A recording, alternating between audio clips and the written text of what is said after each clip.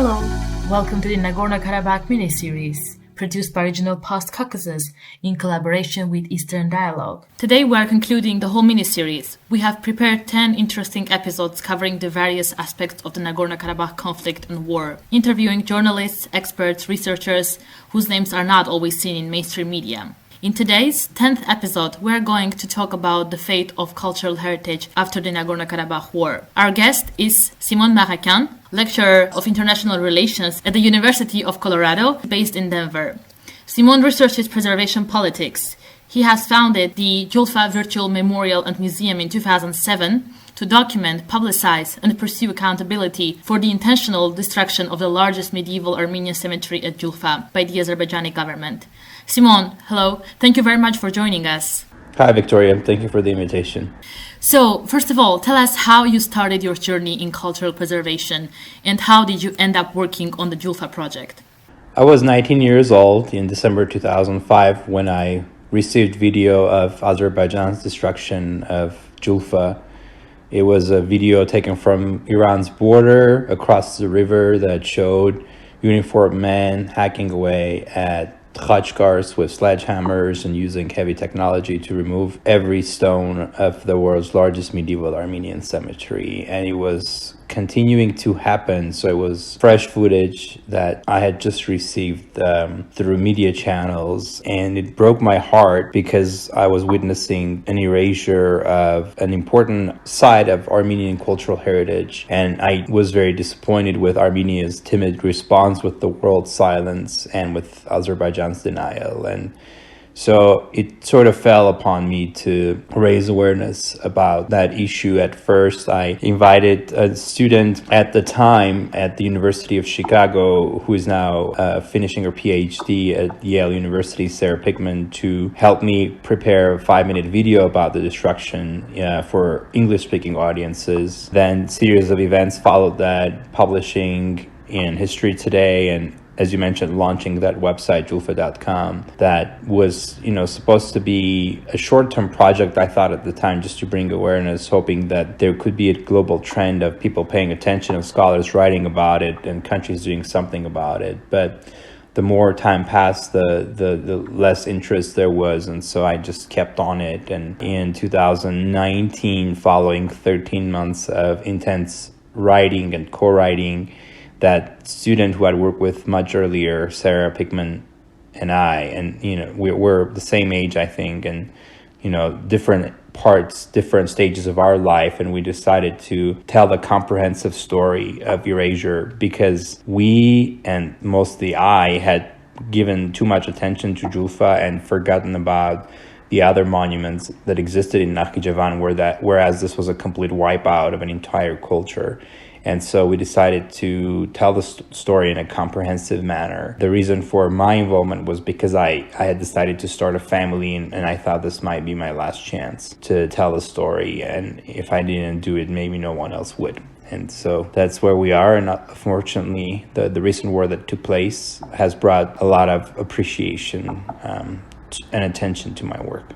So do you think your research got actually enough attention in the international public and among researchers and cultural heritage specialists?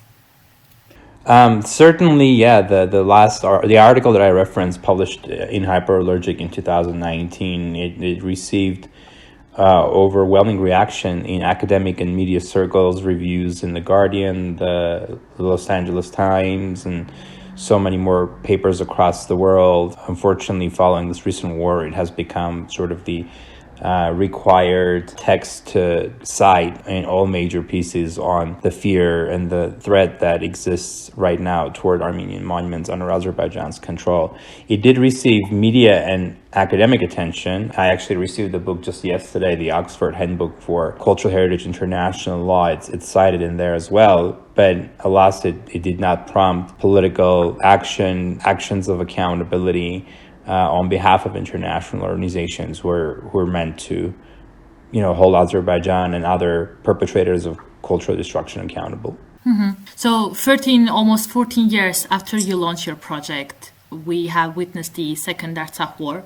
and the war was not easy, and it had a lot of disastrous consequences in terms of loss of land, loss of people, lives, and also loss of a homeland. So can you tell us why, among other important questions, the fate of the cultural heritage is so important and alarming in this conflict and war? Yeah, cultural preservation is both cause and effect of the Armenian and Azerbaijani conflict. If you look back at the movement for Artsakh sovereignty in the 80s, a lot of times the indigenous peoples of Artsakh cited the fate of Nakhichevan that they wished to avoid. They had seen the slow motion ethnic cleansing of the entire Armenian population of Nakhichevan. They had seen slow motion destruction of cultural monuments in Nakhichevan under Soviet Azerbaijan. Of course, my research does not dwell on that. My research looks at Azerbaijan's independent era erasure of all remaining monuments starting in 1997. So what happened in Nakhichevan, both as it was happening, what ended up happening was the very fate that Artsakh tried to avoid. And unfortunately, we were not able to get to a point where those issues could be addressed proactively, with Armenia being the dictating party in the negotiations. And so now we're at a place where thousands of monuments are under Azerbaijan's control. The very same government that destroyed 28,000 monuments in Nakhichevan, that includes every single tombstone that Argam Ayvazian had been able to count. That's why the number is outrageously high. If we don't mention every tombstone, if we count them as cemeteries, the number would be much smaller. But since there was a specific documentation, I use that number. So now we're in a situation where Azerbaijan is belligerent in its rhetoric, it's unwavering in its determination to ethnically cleanse the Armenian traces in the area, including by relabeling them as something else, which also happened in Nakhichevan, and that did not prevent the destruction. So it is an overwhelmingly terrifying situation given Azerbaijan's record and ongoing rhetoric. But it's upon everyone concerned about the situation, not just watch and mourn as destruction continues to happen. It's upon us to find ways to prevent it and to transform this politics of cultural erasure into cultural diplomacy that helps save those monuments. So we have seen that regional experts often use the term Albanization, referring to the Azerbaijan's efforts to erase the Armenian cultural presence in Nagorno-Karabakh. Can you please explain where that term comes from and how the process of historical revisionism of the Armenian cultural presence and monuments happens in Azerbaijan? Yeah, that's an interesting term, Albanization. Of course, there is a modern country in the Balkans, Albania, also with old roots in that region, that confuses this discussion, but it has nothing to do with the Caucasus. In the antiquity era, there was a small ethnic tribal confederation called Arvank or Alvania, that in some Latin sources has been transliterated as Albania. In the 1950s, as there was de-Stalinization in the Soviet Union, where nationalities were allowed to be more open about their culture, you had three countries in the South Caucasus, Georgia, Armenia, and Azerbaijan, two of which have very proud and long history in the region, aka Georgia and Armenia. And so there was a rebirth in both countries that looked at the ancient roots, both being, the oldest countries to adopt Christianity in the world, the vast number of churches and whatnot. And Azerbaijan, my research suggests, felt left out in this process. And so they joined the competition of somewhat of an unhealthy discussion that someone might summarize as, I'm more ancient, therefore I'm better than you. So Azerbaijan entered that discussion, and because they don't have the same roots that Armenians and Georgians have in that region, they found this link, which is largely known through Armenian history, that small ethnic tribal confederation nation that had existed up until probably the 7th century, long before the ancestors of Azerbaijanis arrived in the region. So they found Albanians as the link to antiquity, to join that sort of unhealthy competition that Armenians and Georgians have of who is more ancient and therefore better. And they took it to a crazy extreme. They claimed direct links to the Caucasian Albanians, even though Caucasian Albanians basically assimilated with Armenians and Georgians before Azerbaijani's ancestors arrived, like the Karakoyunlu tribal confederations in 14th and 15th centuries. And of course, there were, maybe some Caucasian Albanians who had not completely assimilated to Armenians and Georgians, where they were forced to Islamize and therefore become Azerbaijanis. So there's probably some shared DNA. But in terms of claiming the history of Caucasian Albanians as their own was a political act on behalf of Azerbaijanis to compete with Armenian and Georgian antiquity. But it was taken to a crazy extreme where not only the limited heritage that was created by Caucasian Albanians in the areas where Azerbaijanis reside today, Azerbaijanis ended up basically proclaiming every Armenian and Georgian church from the early medieval era on its territory as Caucasian Albanian, aka Azerbaijani, and tried to delegitimize Armenian and Georgian history in the region. The same thing happened in Nakhichevan. All the Armenian monuments there were declared Albanian, therefore Azerbaijani. But let's be clear, this was not a preservation tactic. This was not just a scholarly disagreement. This was a political act that was done in bad faith. Had it been done in good faith, had they really believed in those lies, they might have preserved the monument. It showed in the 1997 to the 2006 destruction that it was just BS propaganda that even their chief propagandists didn't believe in. Albanians never reached Nakhichevan. In terms of Artsakh or Karabakh, in a short period of history when Iranians or Persians were ruling the Caucasus, this was before the Arab invasion and then later Mongol Turkic invasions, Persia divided the Caucasus into certain provincial areas. The Caucasian Albania that was very far away from Karabakh until then was given an administrative boundary that was expanded to include Artsakh and Utik, the Armenian regions, for a very brief period of time. So there was a very brief period of time in history where Karabakh or Artsakh was part of an administrative area called Albania. And that's what Azerbaijan uses to so-called Albanize the vast Armenian heritage of Karabakh and say that those are not Armenian monuments, they're Azerbaijani or Alban monuments. But again, that's not being done in good faith. That's not being done to worship at those churches or respect those churches. It's done to discredit Armenian existence, to deny Armenian existence, both historically and presently and in the future. And it's a form of cultural erasure, not a tactic for preservation. And the same thing has been done with the Georgian David Gareja monastery on the territory of Azerbaijan, that Azerbaijan claims it to be Caucasian Albanian, not because they consider it sacred, not because they want to preserve it, but because they want to claim it as territory of Azerbaijan. And they use cultural monuments to justify just belligerence of, claiming as much territory as they can by changing the history of cultural monuments. Mm-hmm. So after the war, the Ombudsman of Artsakh has prepared an ad hoc report mentioning that around 1,500 overwhelmingly Armenian historical and cultural prominent monuments have been fallen under the Azerbaijani control. So what kind of monuments are we talking about? Are those only churches or just khachkars, or there's more to that?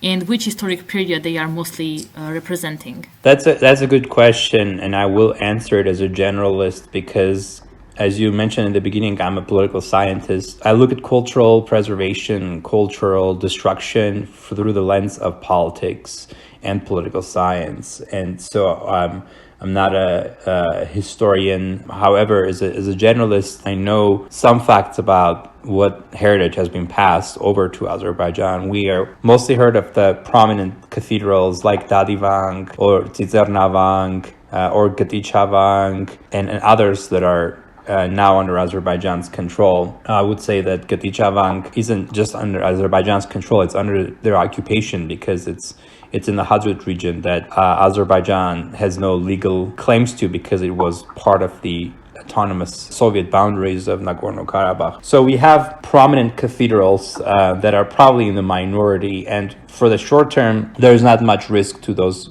monuments. Some have pretty interesting history, like Tsitsernavang which is closer to the borders of modern Armenia today. It has a very unique architecture to the point where some have suggested that perhaps it was originally built as a pagan temple and was rebuilt into a cathedral, not built over a pagan temple, but an actual pagan temple rebuilt into a cathedral, which would make it a very unique monument. So that's probably one of the oldest churches that we've ever had in historical Armenia. And Darivank, as we have been hearing in the news, is under Russian peacekeepers' protection, but it has a lot of Armenian pilgrims who've been trying to visit, and in recent days and weeks, Azerbaijan seems to be trying to even stop the visitation by pilgrims. That cathedral is from the 9th to 12th centuries when it was completed.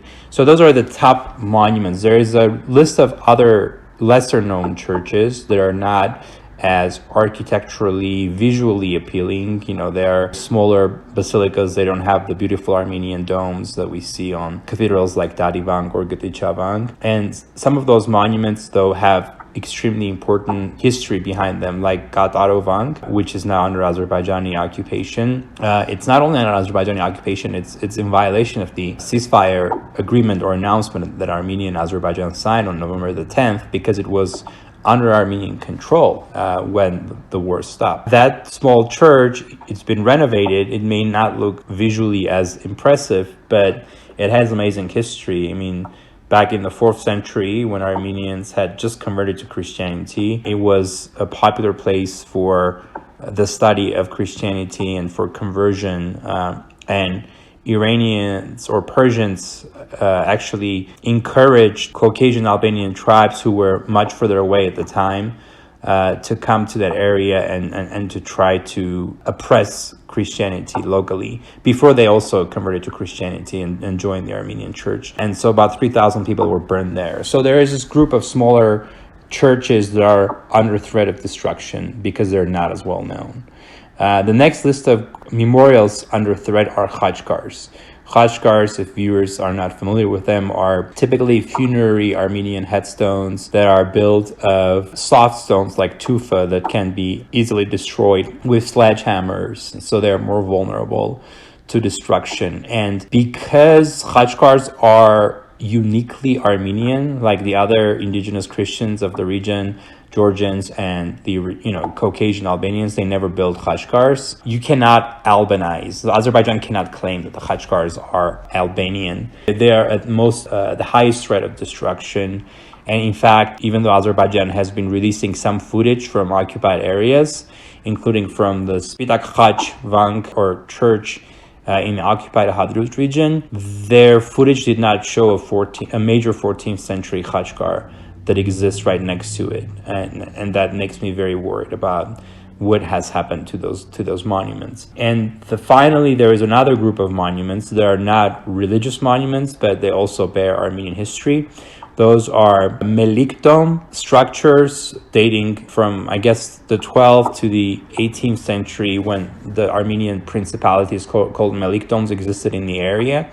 A lot of their secular palaces, they're mini palaces. They're not like real castles, but palaces and mini castles. A lot of them have Armenian inscriptions, and Azerbaijan says that they were not Armenian. I don't know. They don't even call them Albanian. They just say they were Turks because those Armenian meliks used Islamic names to survive, and so they're likely polishing out or destroying the inscriptions left by the Armenian meliks to deny and erase their Armenian identities as well.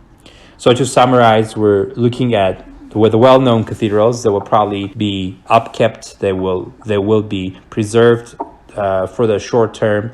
The smaller Armenian churches are at a higher risk of destruction. The highest risk of destruction, though, are the khachkars and the inscriptions on the melik dome palaces and mini castles.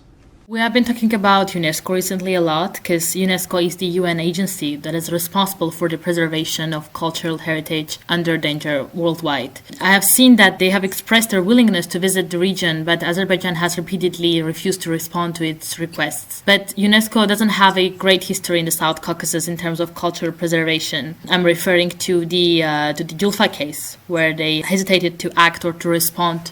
So do you think that the agency has done and is doing enough to ensure the preservation of Armenian cultural heritage in Nagorno-Karabakh? The obvious answer to the question is no, but I was pleasantly surprised to see UNESCO to at least raise the issue publicly, which they haven't done before, as you mentioned. Under the previous Director Generals, Irina Bogova and Koichiro Matsura before her, UNESCO was outright bribed by Azerbaijan into complete silence. 3.5 months before launching the final destruction of Djulfa in December 2005, Azerbaijan's president hosted Matsura, then the Director General of UNESCO, gave him a Medal of Glory and likely an offer for a paid job, because afterwards Matsura became board member of a propagandistic organization in Azerbaijan, and he completely ignored the monstrous erasure of Djulfa and the remaining monuments of Nakhichevan. Irina Bogova was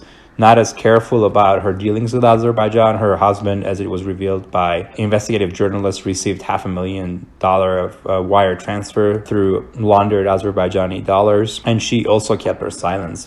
Today, Audrey Azoulay, she seems to be more proper from what we can tell in terms of her dealings with rich countries, at least as far as Azerbaijan is concerned. So I'm assuming they have not bribed her so far, and that's why the UNESCO publicly asked Azerbaijan to send a mission, and Azerbaijan was pretty upset about it, and they said, no, this is our territory, we kind of get to decide how we handle our heritage. But I think the conversation should continue. I think there should be more public pressure on UNESCO to act more, and to UNESCO to try to work with Azerbaijan, because what I don't want to see is for Armenians to, so for us to become righteous victims of our self-fulfilling prophecies. I don't want us to sit there and watch the destruction of Dadivang and Tsitsernavang and see, tell the world, see, this, we told you this was going to happen. This is your fault. And that's it. Because as flattered as I am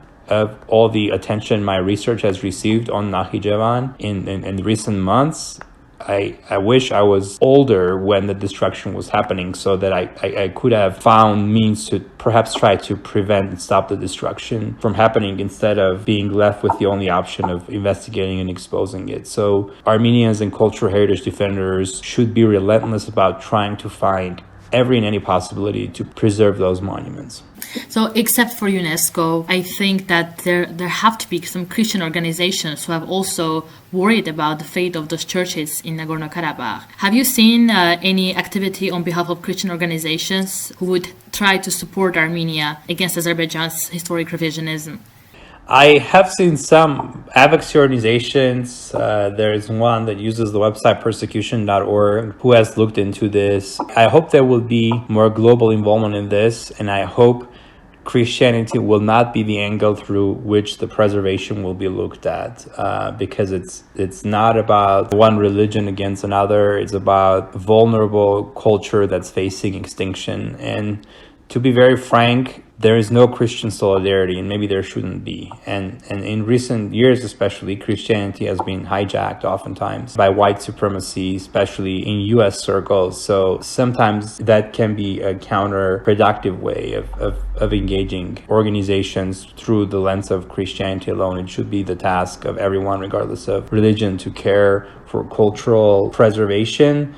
And frankly, there are some individuals in evangelical circles, like a U.S. commissioner by the name of Johnny Moore, who are propagandists for the Aliyev regime. I don't know if he gets paid or what bone he has to pick with Armenians. He lives in Glendale. Maybe some Armenian woman broke his heart or whatnot. I don't know what his problem is. But we actually have people in evangelical circles who are propagandists for Azerbaijan, who are helping the erasure.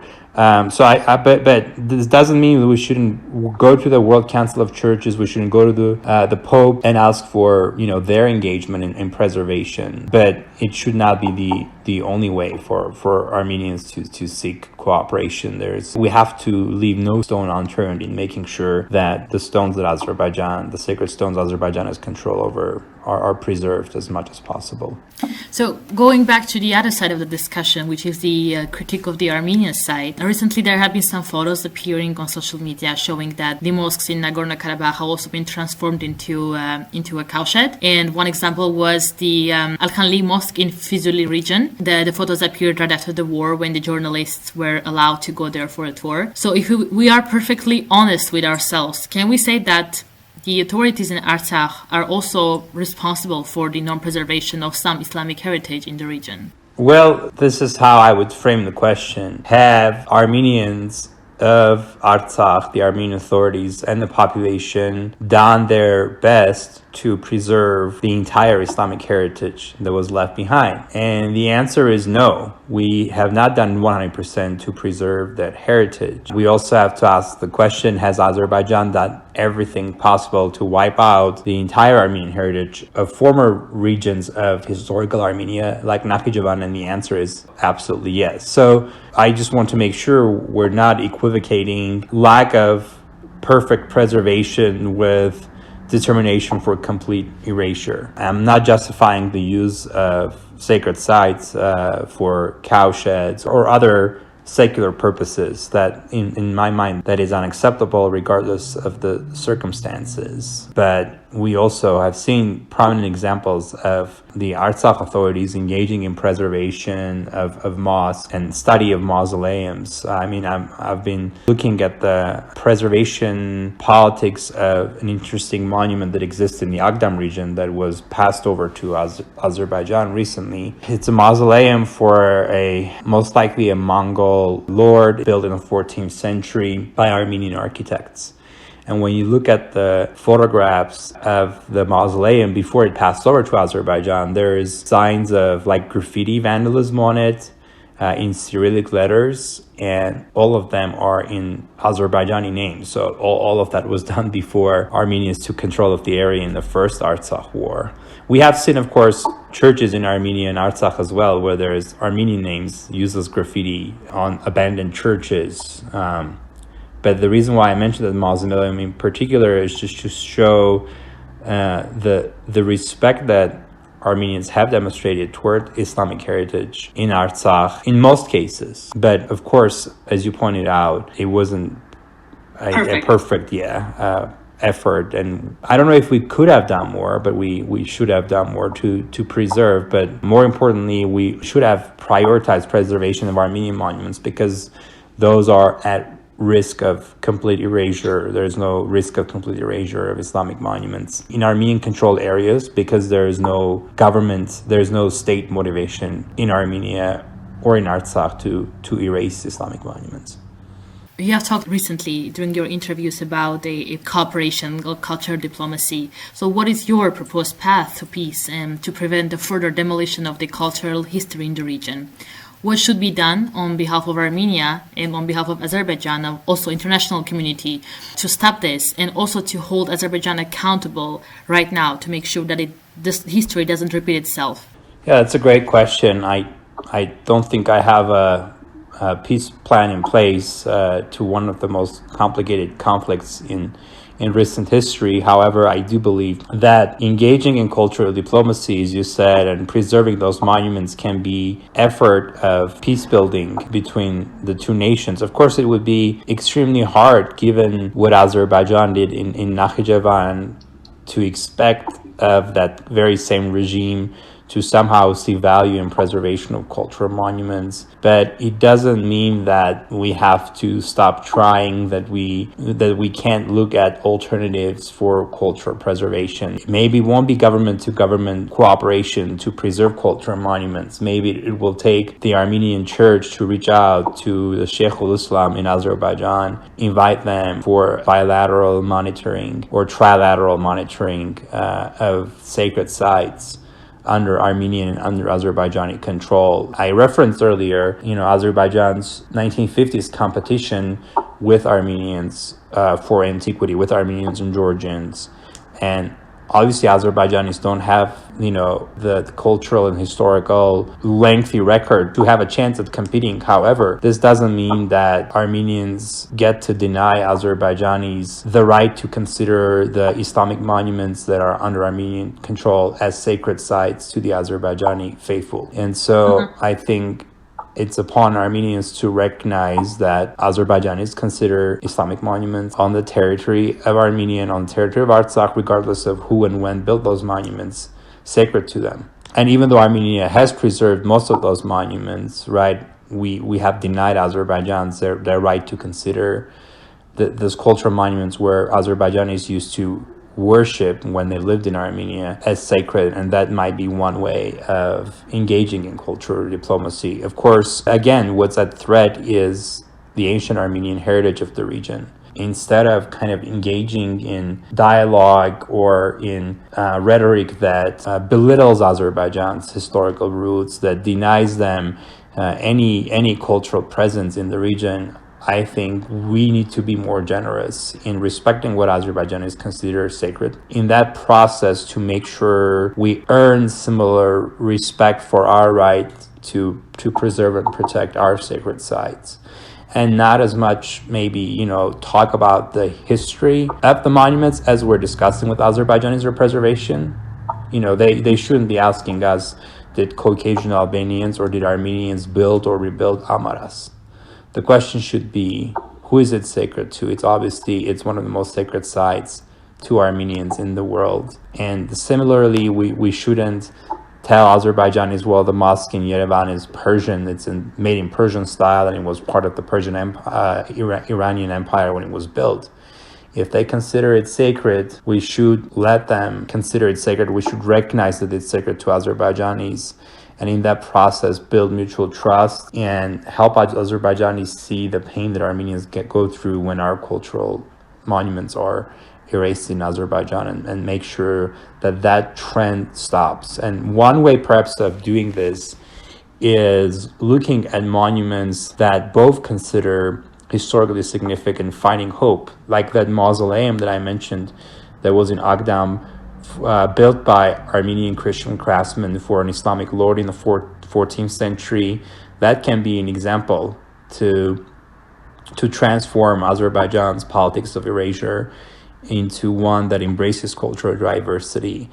But we have to be engaged in that process on different means, academically, faith-based leaders, and eventually citizen diplomacy, which is really hard to do right now. Armenians are traumatized. We endured so much loss, and we are back in that vulnerable mindset of just having gone out of a genocidal onslaught. But we have to be very practicable about what it's going to take to preserve our sacred sites and make sure that what happened in Nakhichevan does not happen again in the region. It's obviously a very sensitive topic, and we hope that it will not be lost in the middle of political negotiations or lack of negotiations in the future. Thank you very much, Simon, for talking about this important topic. We'll make sure to keep an eye on the developments and report further what's going to be the fate of Armenian culture heritage in Azerbaijan. Thank you, Victoria. I appreciate you bringing attention to the cause of cultural preservation. And I look forward to staying engaged in this academically in my pursuit of finding hope for cultural preservation despite everything that has happened in our own lifetime.